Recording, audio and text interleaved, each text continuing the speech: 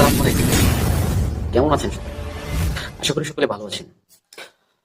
এই মুহূর্তে আমিও আল্লাহর রহমতে ভালো আছি।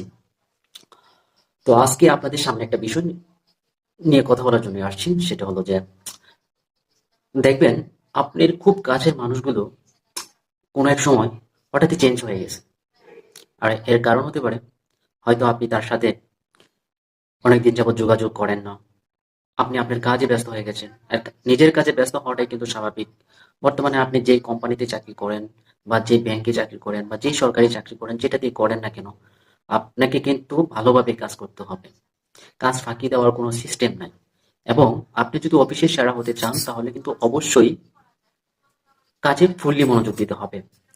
আর ওই মনোযোগ দিতে গিয়ে যদি আপনার খুব কাছের মানুষের সাথে যোগাযোগ কম করেন, দেখবেন ওই বন্ধুগুলো বা ওই